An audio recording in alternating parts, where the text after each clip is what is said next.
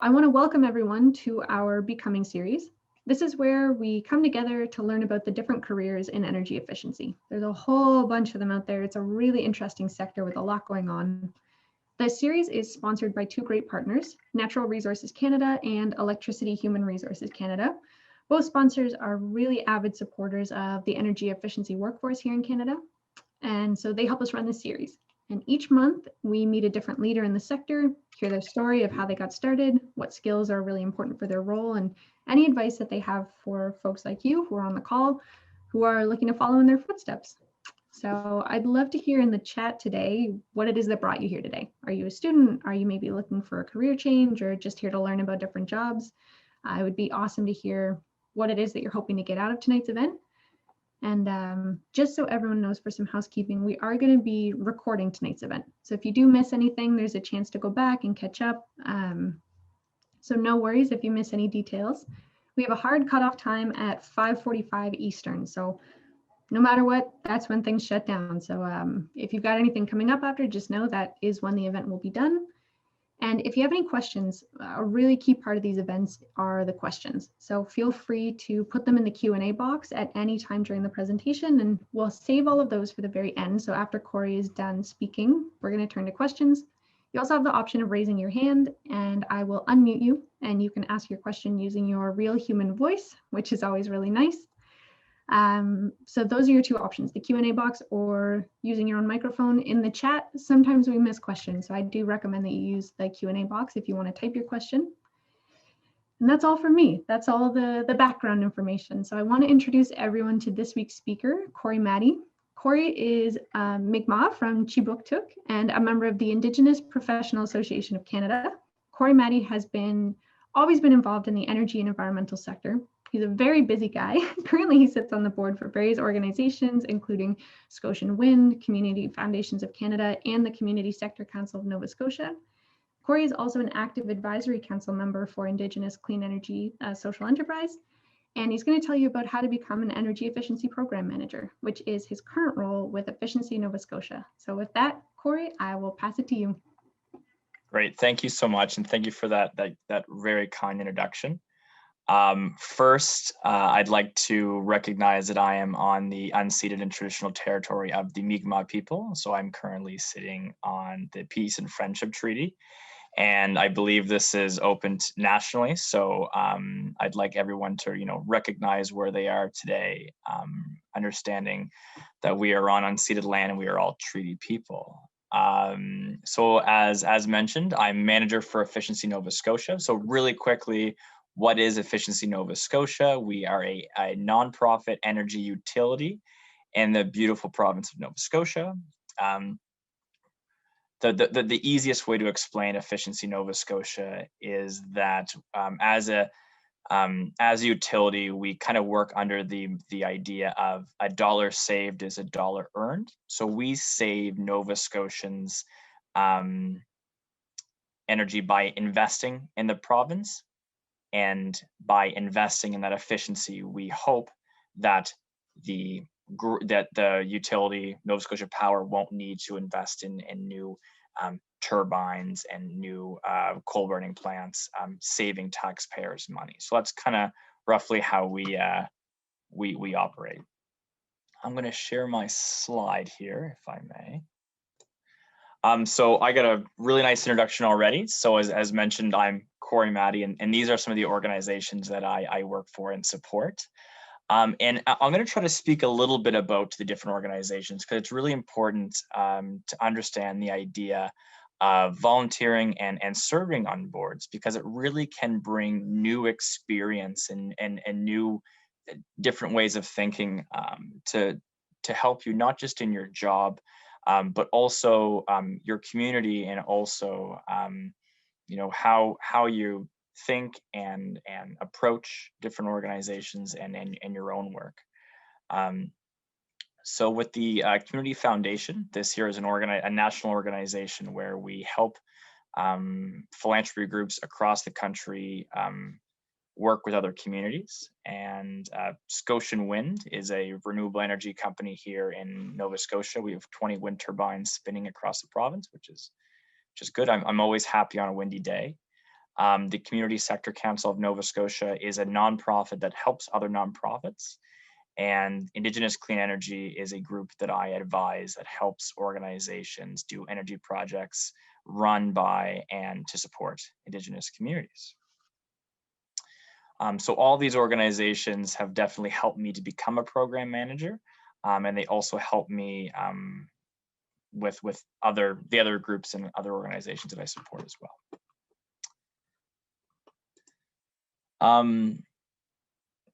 To be a program manager at an efficiency place like Nova Scotia, Efficiency Nova Scotia, you certainly do not need to be an environmentalist.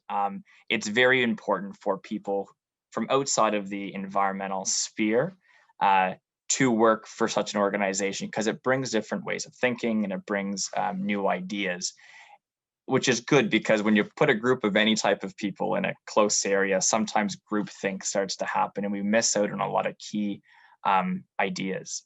But me, I certainly fit in the environmentalist section.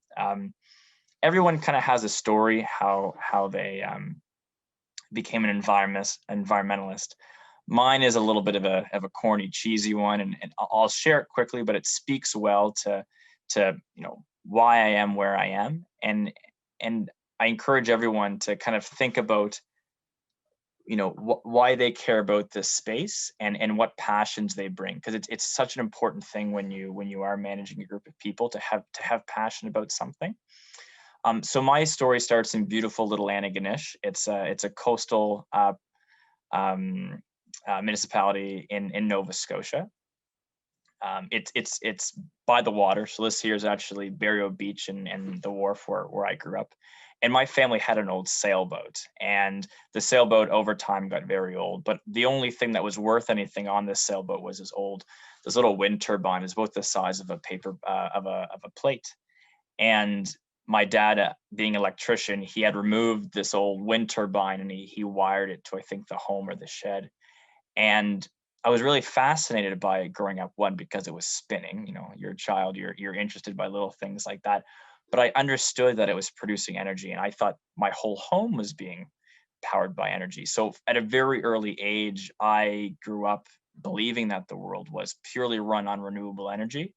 It's certainly not. But I've decided that I would try to work towards recreating a world that is one day hopefully run by renewable energy. So that drive, that passion, did not send me to environmental school. It oddly enough sent me to business school in Halifax, and business school was very good. It taught me cash flow, banking, money, human resources, and the things like this. But it by no means taught me about how to be an engineer, any kind of sciencey stuff, which was a big barrier, and it was struggling for sure to get the first foot in the door for an organization like Efficiency Nova Scotia. So I decided I needed more experience, and at the time when I graduated from St. Mary's University here in Halifax, the business school, there was no other accredited environmental organizations or schools. So I like many East Coasters, went to the next largest city, which was Toronto. So in Toronto, I volunteered a lot. There's a lot of experiences for me, and as well as education. So I did that. I went to U of T, I went to Ryerson, I studied, and I came back to Nova Scotia. One was for a girl, and another one was for a new job. And it was a great move, and I'm really happy I was able to bring that knowledge that I had learned from Toronto back to my home. But now everyone talks about traveling, but you certainly do not need to if there's great volunteering opportunities in your own community, or if there's good education opportunities. There's no need to do that. But that was a choice that I had to make. That quick jump from Halifax to Toronto looked very quick, but it took some time. And these were all the different experiences that I learned. And we always hear people coming up on a webcam and talking about their job, and they always say, my path to my job was it wasn't a straight line. It was very, bendy. I don't know what the word is, a very bended path. And mine wasn't too bendy. It certainly had a line and an approach, and that was because I was a passionate environmentalist. And so the things that I had done through my career was environmental related jobs. But again, I was no engineer, I was no scientist, so I didn't really have this huge I think I have a little toolbox. I didn't have this toolbox of experiences that would be very easy for someone to get into an organization like Efficiency Nova Scotia. I didn't know a lot about kilowatts, gigawatts, wire capacity. This was not something that a business kid would have learned, but I had a lot of general experience. I had a lot of knowledge that was not a master of anything, but I was certainly I had experiences in a lot. And I already alluded to it, but in an organization, a large organization, people, they start kind of at the entry level, and that entry level is going to be your specialists, your staff engineers, and they're going to have the knowledge that they need to bring as a beginner or an entry level into an organization, such that they can be managed. And how those scientists and engineers get to a manager position is through time.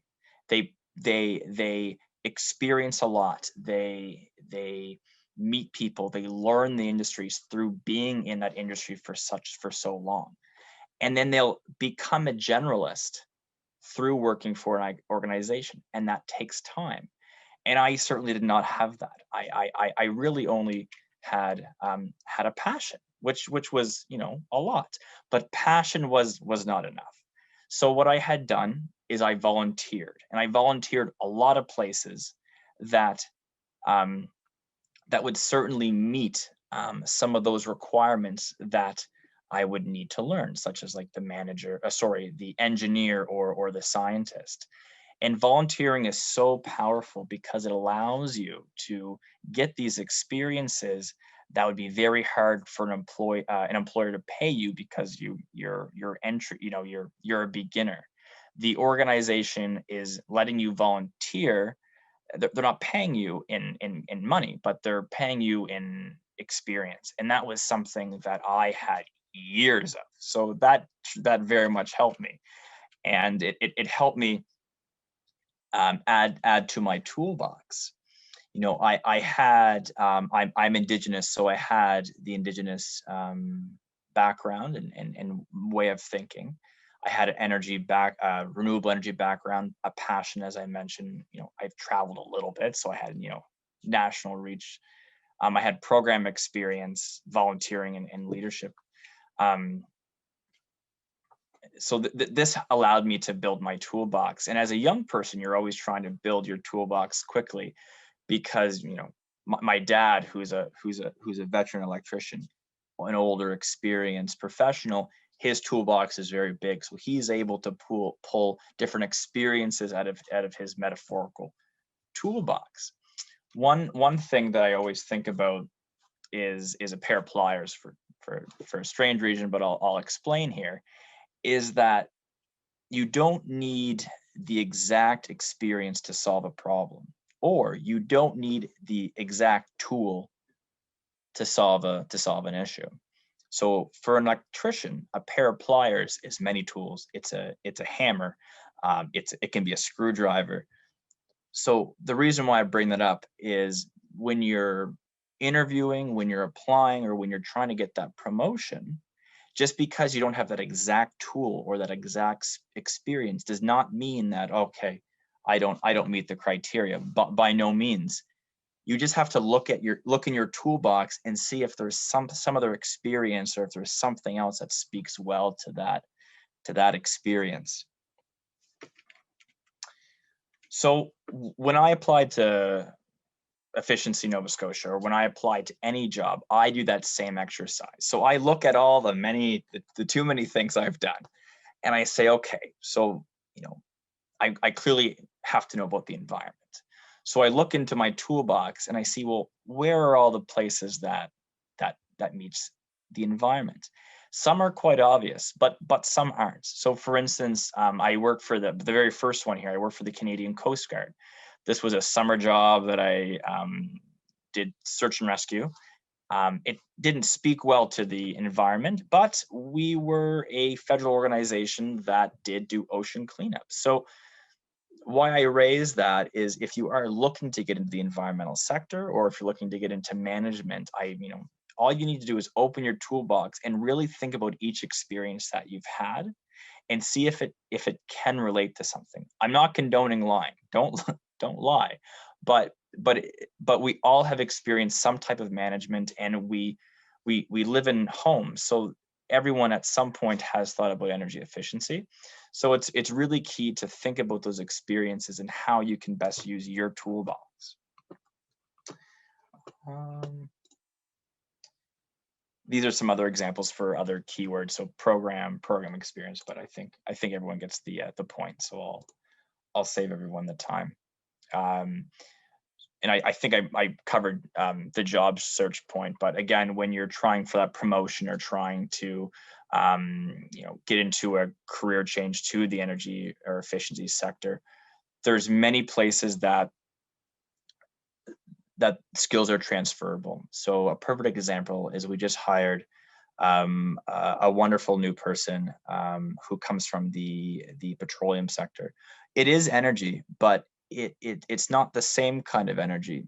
But this person is a manager, so this person has management experience, but maybe doesn't have that technical ways of knowing, and that's fine, because as a manager, the manager's job is to work with the team, create culture, and manage the program in such a way that this person is using the resources of the staff. Or another way put up, to continue my toolbox theory, is to use the staff, not use, that's an awful word, is to find the different tools in each staff's toolbox in such a way to build a house or to complete something. Know your staff and know what tools each staff has to be successful.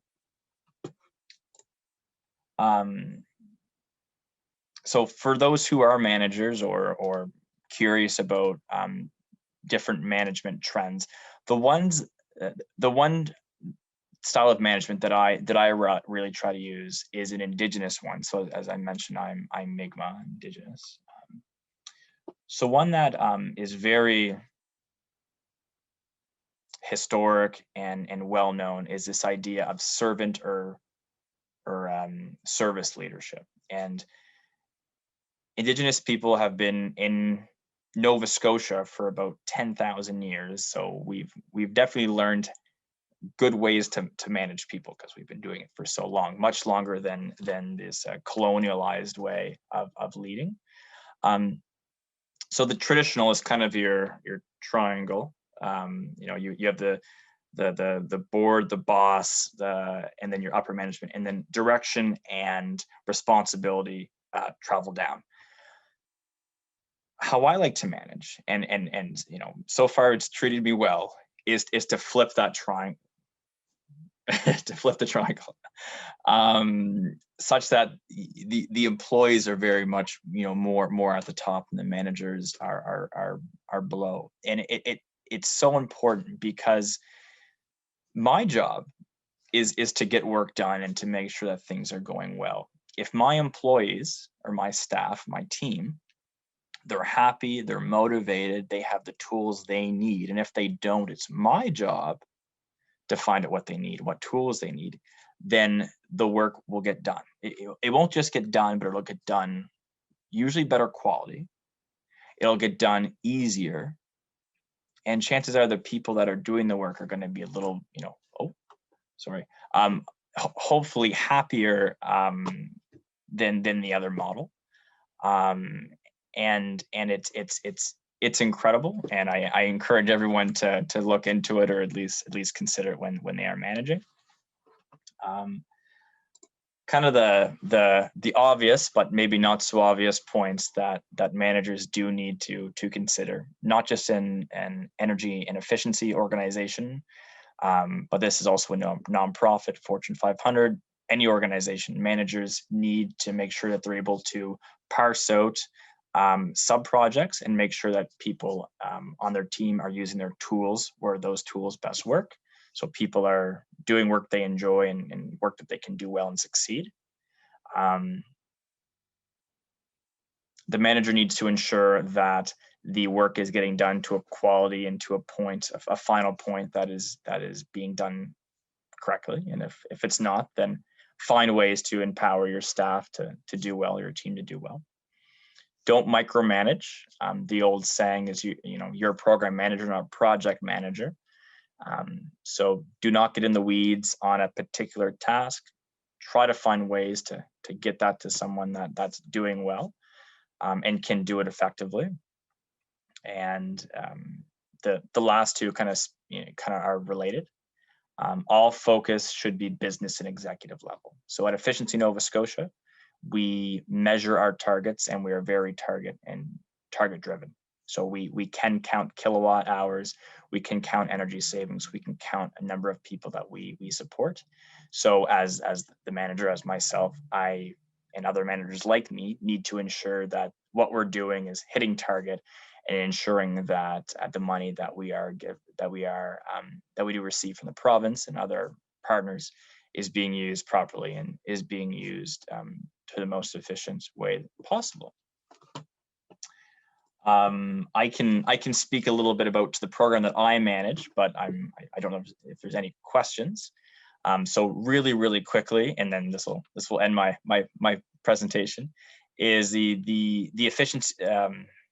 The home warming program is run by Efficiency Nova Scotia, where I of course work, and it's a program designed to combat energy poverty. And other provinces certainly have similar programs, whether it's run through their efficiency organization. Sometimes it's run by utilities, which is really nice to see.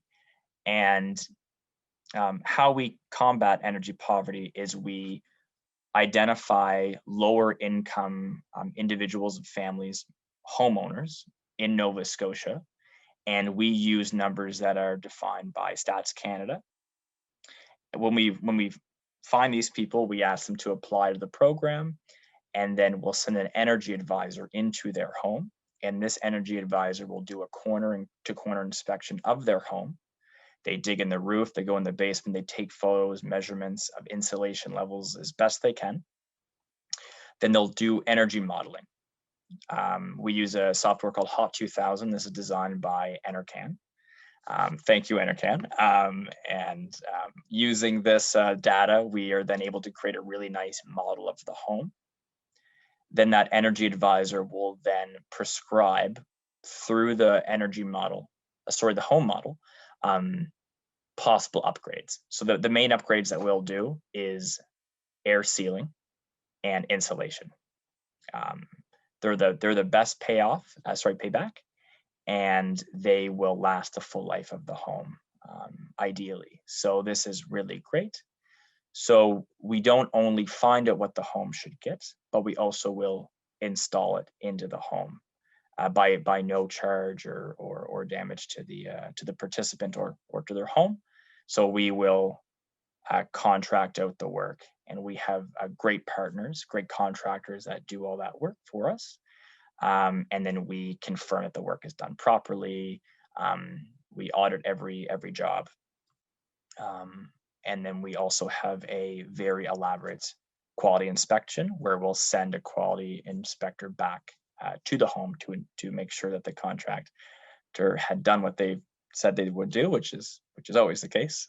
Great partners. And then we allow the participant back on their merry way while enjoying the energy efficiency products. So my job is to manage all that. I certainly don't do that on my own. I have a great team of four that I support to make sure that we run that program well. So that kind of brings me to the end.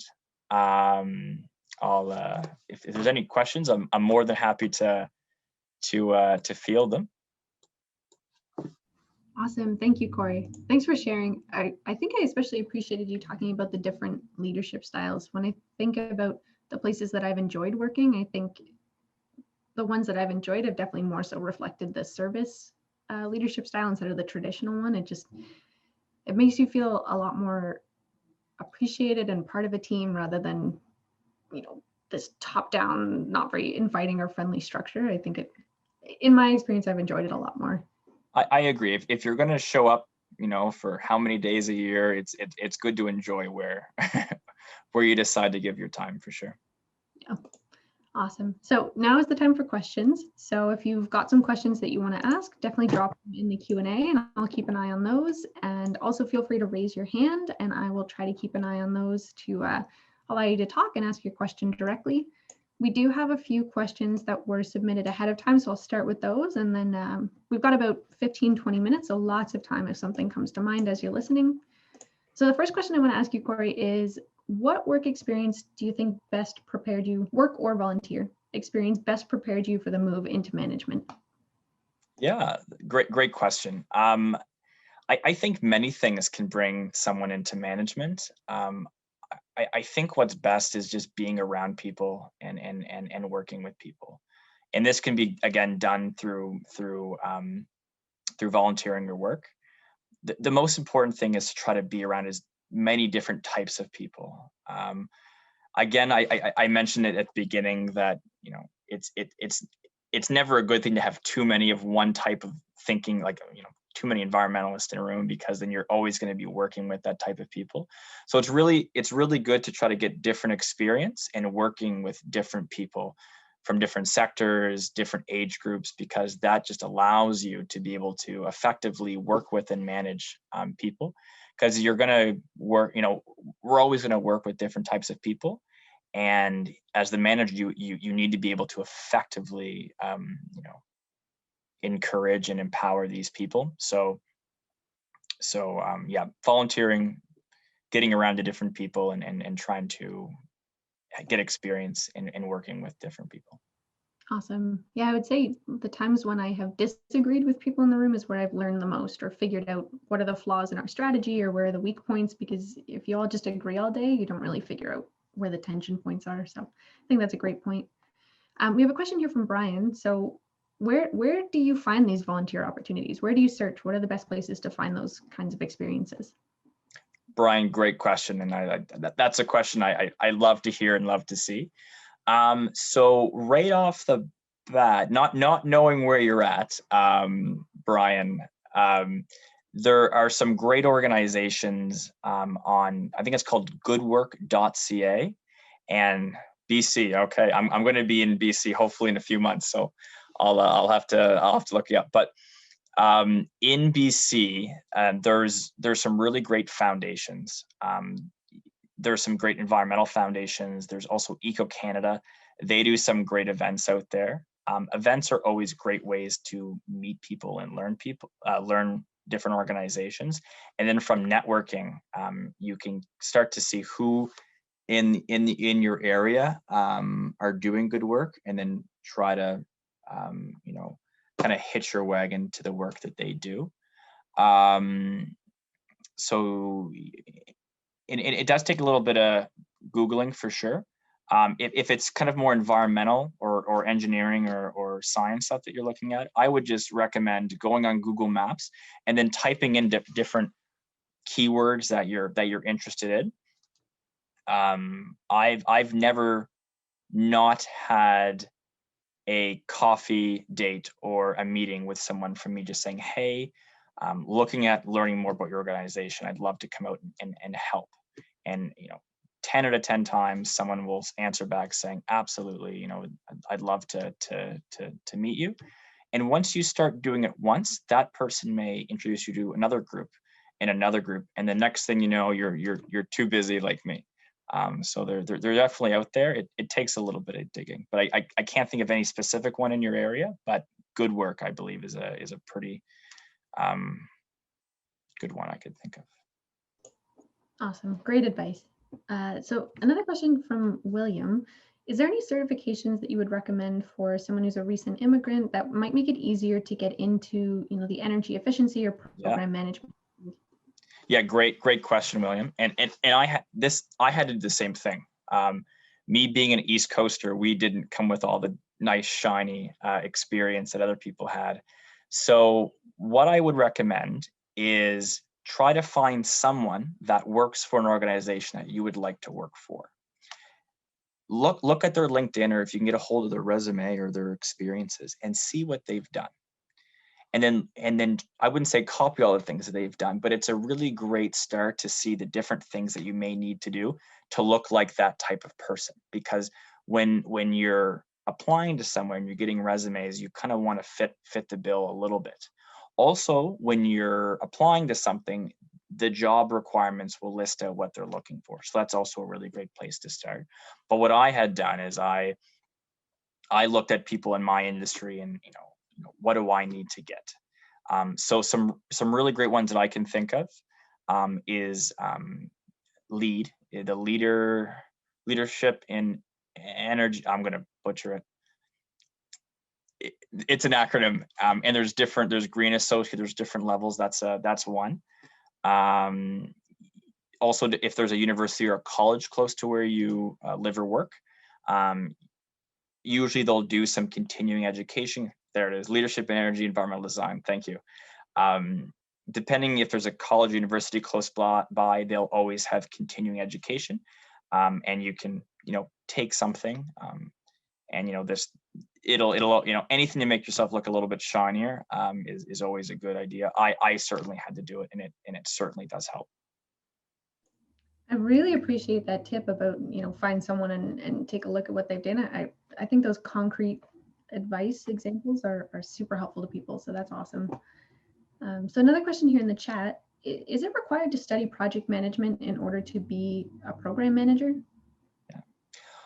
I certainly did not. I would be very curious to hear what someone would say had they have completed the PMP. I had went to business school. So as a business graduate, we do study these things over the course of 4 years. So for me, it's difficult to know what I would have learned through osmosis. And I don't know what a science graduate or something would have or would not have learned. So it's difficult for me to know.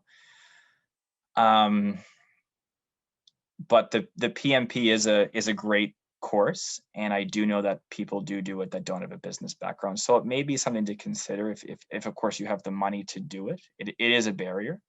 I don't think it's necessary. There's many people that I work with that don't have it, that certainly did not go to business school.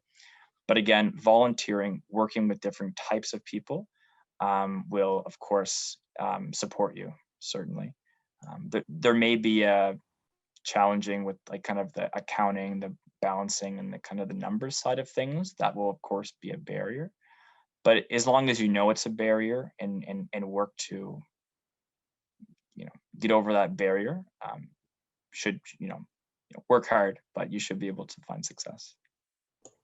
Yeah, and just to add to that, Efficiency Canada just hired 2 project managers, and neither of them had the PMP certificate. So I think it really reflects on what you've been saying about the experience you get from volunteering and from your work. You can get those tools in other places. So I think you're right on the mark with that one. Yeah, and then just to piggyback on that great point, it also depends on the organization that you're working for. So some, like Efficiency Nova Scotia, where I work, fantastic organization, and they definitely invest and have a lot of staff to help people manage. So if it's an organization that may not value or may not focus on these things, it may lead the program manager to do a lot of that extra legwork. So something to consider, but I don't think it's a barrier. Awesome, thanks. So that's it for our questions in the Q&A. So if anyone has anything on their mind, we'll be wrapping up soon. So put that in the chat or in the Q&A, but we have one more question that was submitted beforehand that I'd love to ask you. What is your favorite part of your job day to day? Oh my, for me, other than working with my team, which are incredible. It's really nice working in any environmental organization, whether it's energy, efficiency. It's the idea that the work that I'm doing just isn't for some shareholder that's going to get a dividend at the end of the day. It's truly helping the environment, and with the idea of not just preserving the environment, but trying to enhance it. And through my work, I have been able to save many Nova Scotians many megawatt hours. Been able to make seniors and other individuals warmer during the winter and a little bit cooler during the summer months. So going to work does help, and feeling like I'm making a difference is always great. Yeah, no, it's a very rewarding job for sure.